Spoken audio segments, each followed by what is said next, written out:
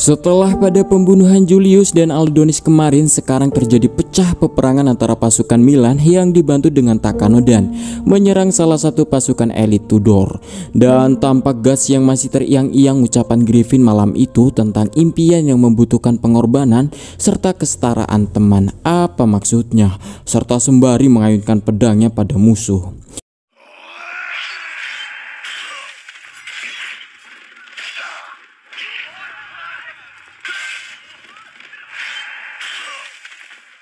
Di sisi lain ada Casca yang harus berhadapan dengan jenderal pasukan lawan yang bernama Adon ini, sembari mengejeknya mengapa wanita bisa-bisanya berada di tempat seperti ini, sembari Adon terus menggiring Casca menuju bibir jurang.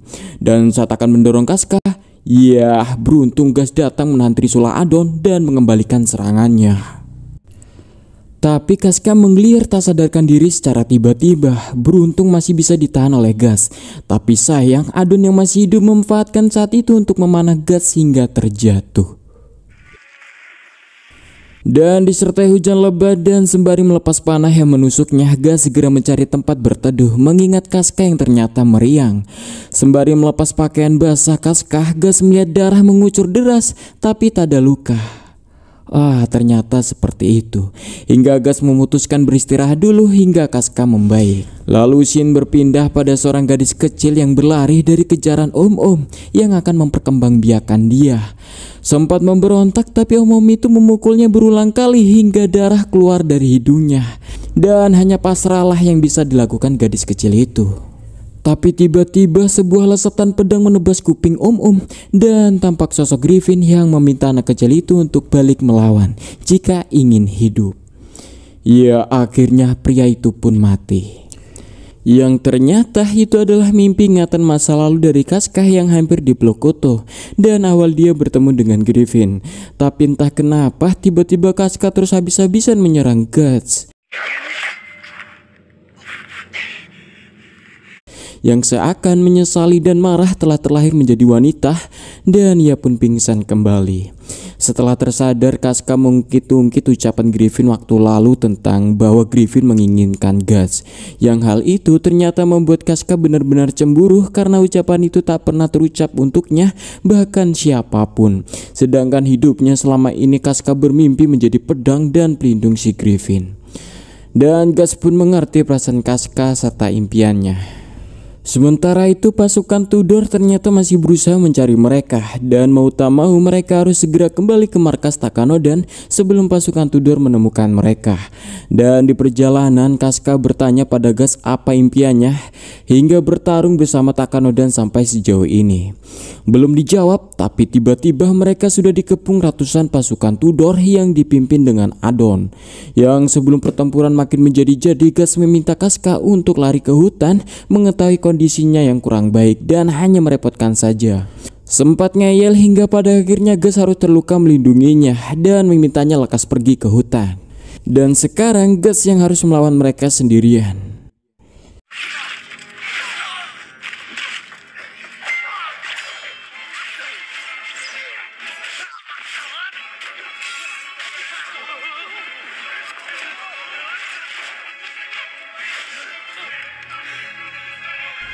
Di sisi lain Casca berhasil tertangkap dan hampir dikembangbiakan. Dan tak mau kejadian masa kecilnya hampir terulang kembali, Casca berusaha melawan.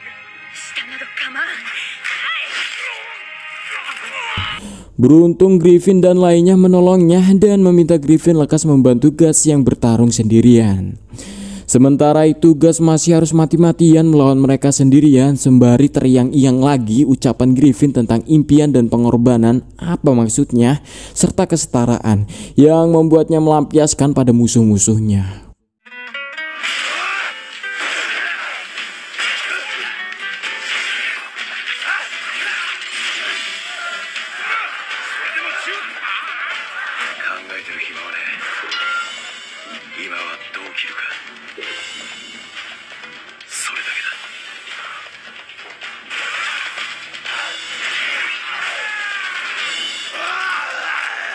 Singkat cerita, pasukan Takanodan sudah sampai di lokasi dan tampak kurang lebih 100 prajurit Tudor mati dengan mengenaskan. Hingga menemukan gas yang berdiri lemah bersandar di sebuah pohon besar, yang hal itu membuat Casca panik dan beruntung gas masih hidup. Tampak Adon yang pura-pura mati berhasil ditangkap. Dan keberhasilan gas dalam melawan 100 prajurit Tudor sendirian menjadi kebanggaan bagi Takanodan.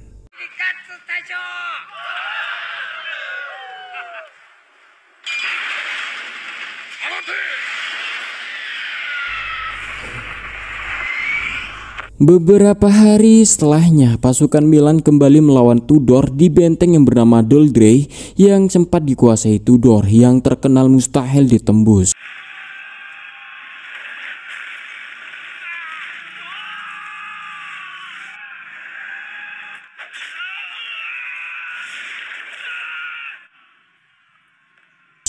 Dan tampak keluar dari gerbang pasukan Tudor yang bernama pasukan Badak Ungu menyerang pasukan Milan yang dipimpin oleh Jenderal Badak Ungu yang bernama Boscon. Di sisi lain, sang Raja Milan dan petinggi Jenderal Milan sedang rapat mengenai pasukan elit Milan yang dijuluki Macan Putih kewalahan menembus benteng Doldrey karena harus berhadapan dengan pasukan Badak Ungu. Dan jika memilih mundur, pasukan Tudor akan menyerang balik habis-habisan menyerang istana. Di tengah situasi yang membingungkan, Griffin bersama pasukan Takanodan bersedia menembus benteng Doldrey tanpa bantuan pasukan Macan Putih jika Raja mengizinkan. Dan hal itu malah diremehkan oleh petinggi-petinggi Milan. Tapi berbeda dengan sang raja yang sudah percaya penuh pada Takanodan atas kemenangannya selama ini, Raja pun mengizinkan. Di sisi lain, di dalam benteng Doldrey terdapat petinggi Tudor semacam gubernur lah yang bernama Jenan ini yang mendapat kabar jika 5.000 pasukan Takanodan akan menyerang balik Doldrey. Lekas dia memanggil Jenderal Boscon untuk tidak membunuh Griffin dalam perang nanti dan membawanya hidup-hidup, dan tampak dia agak sedikit menyimpang karena suka terong. Jauh di sisi lain, pasukan Takanodan yang dipimpin Griffin sedang menganalisa pertahanan benteng Doldrey yang katanya sulit ditembus. Dan tampak pasukan Badak Ungu yang sudah bersiap di depan benteng. Dan sementara itu,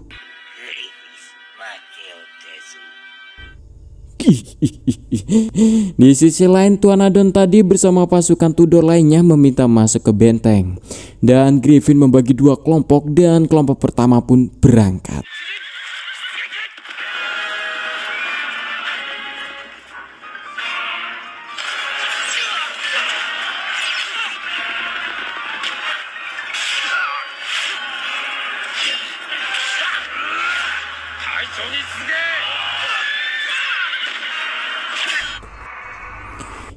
Hingga pasukan pertama Badak Ungu pun berhasil ditembus.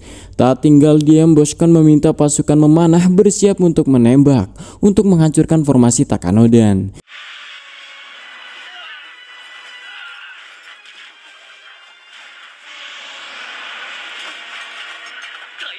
Jelas Jenan yang melihat hal ini pun kesal karena hal itu bisa membunuh Griffin. Sementara itu Griffin memerintahkan pasukan pertama untuk mundur untuk bergabung dengan yang lainnya. Melihat gerak-gerik yang tak biasa Takanodan, Jenderal Boscon berusaha mengantisipasi serangan Takanodan selanjutnya. Hingga tiba-tiba datang Jenan yang seakan-akan meremehkan jenderalnya dalam mengambil keputusan dan merasa yakin dengan pasukan khususnya sendiri, Jenan akan mengambil alih perang. Yang jelas hal ini membuat Jenderal Boscon kesal karena tak seimbangnya taktik tentara Tudor dan rentan akan kalah. Tapi walaupun Boscon tidak suka dengan Jenan, tapi dia masih menghormatinya sebagai pimpinannya dan masih tetap menjalankan perintahnya. Dan sekarang walaupun sepenuhnya akan dikendalikan Gubernur Jenan, pasukan Badak Ungu akan ikut perang dengan kendali Boscon. Dan mereka pun berangkat.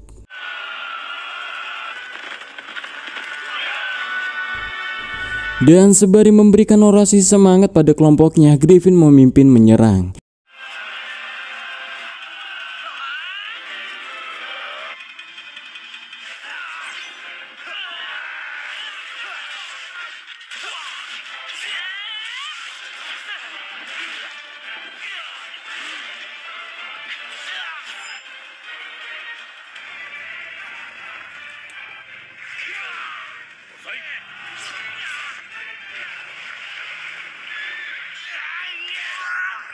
Ya, hingga beberapa kelompok Takanodan pun berhasil menembus benteng Doldrey. Di sisi lain ternyata pasukan Tudor yang bersama dengan Adon adalah Casca dan pasukan Takanodan yang menyamar dan berhasil menembus benteng tanpa harus dicurigai dan lekas mengordinir semua pasukan untuk mencari prajurit musuh yang tersisa. Namun tiba-tiba Adon berhasil melumpuhkan prajurit dan kembali menantang Casca. Di tempat pertempuran, Gas yang sudah bertemu dengan Boscon, mereka saling adu mekanik dan tak ada yang berani mendekat.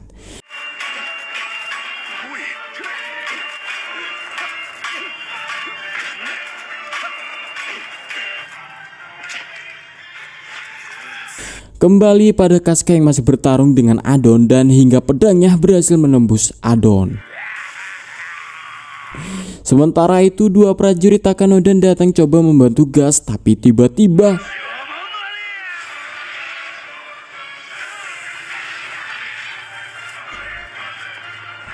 ia hancur lembut dan Boscon langsung kembali menyerang Gas.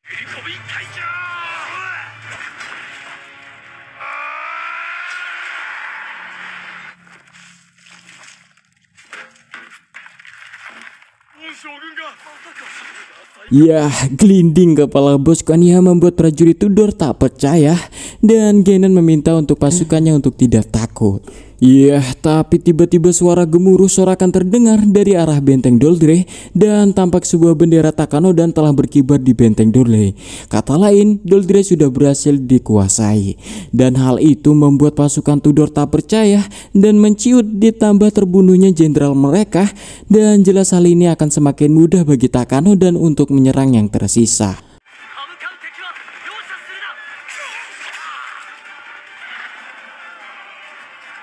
Sementara itu perintah Genon pada pasukannya untuk kembali ke formasi tak dihiraukan lagi hingga ia pun ditinggal sendirian.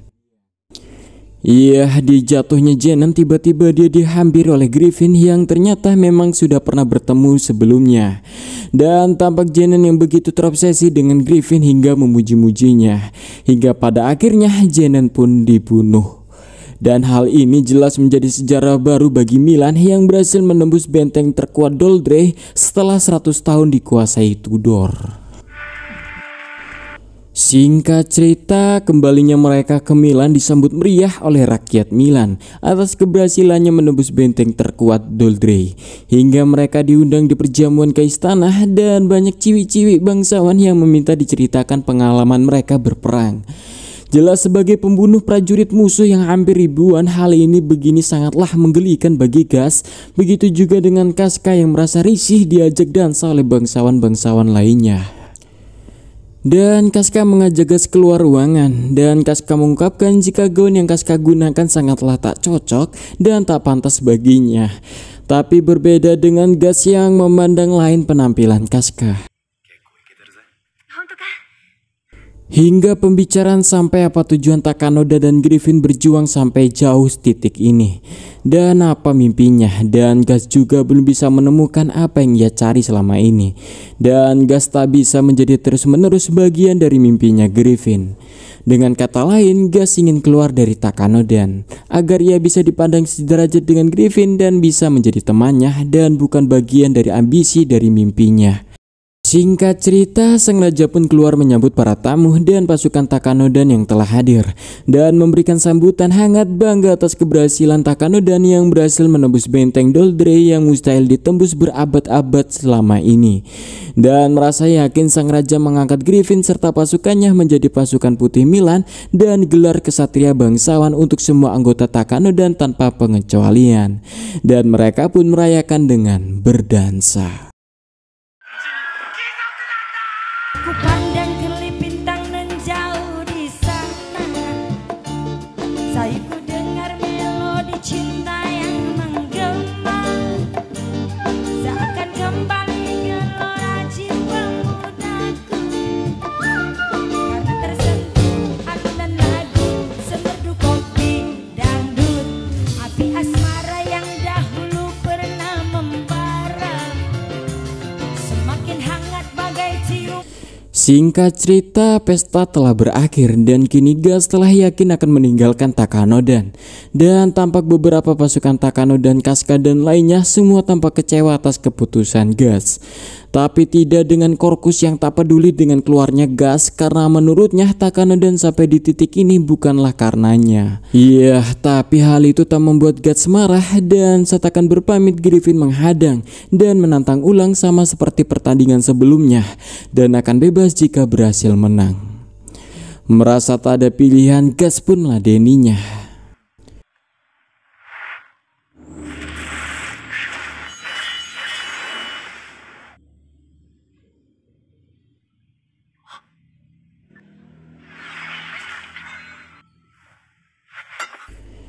Iya, ternyata pedang Griffin tak kuasa menahan ayunan pedang Gas dan hampir menembus lehernya. Dan sekarang Gas resmi keluar dan hal itu membuat Griffin terdiam tak berkutik. Scene berpindah pada Tuan Putri Carlotta yang kesepian merindukan sosok Griffin. Dan tiba-tiba Tuan Putri dikagetkan dengan Griffin yang setengah sadar mabuk akibat ditinggal jenderal kesayangannya Guts. Dan tampak Tuan Putri juga yang sangat sekali merindukan Griffin. Hingga pertemuan terlarang itu berujung perkembangbiakan. Dan di tengah perkembangbiakan, suara gresek-gresek mereka membuat pelayan istana penasaran dan tak percaya apa yang dia inceng. Singkat cerita, pagi menyapa, tiba-tiba Griffin didatangi sekelompok pasukan Milan untuk menangkap atas dugaan pengkhianatan pada raja. Sementara itu seluruh pasukan Takanodan dikumpulkan di sebuah lahan luas yang dingin dan tanpa membawa perlengkapan perang yang katanya ini adalah perintah dari Griffin untuk latihan fisik. Namun tiba-tiba prajurit yang bernama Pipin ini mengetahui ini adalah sebuah jebakan.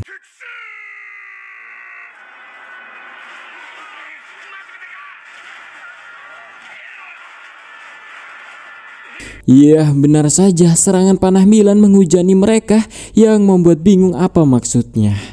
Di tempat yang berbeda di bawah tanah, Griffin dicambuk habis-habisan oleh sang raja karena mengkhianatinya memplokoto putrinya.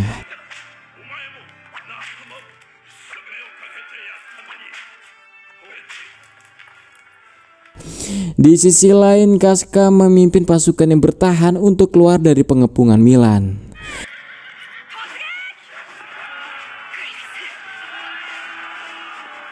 Setelah puas, sang raja meminta tukang jagal untuk terus menyiksanya, entah bagaimana caranya, yang penting jangan sampai mati biar Griffin merasakan penyesalannya.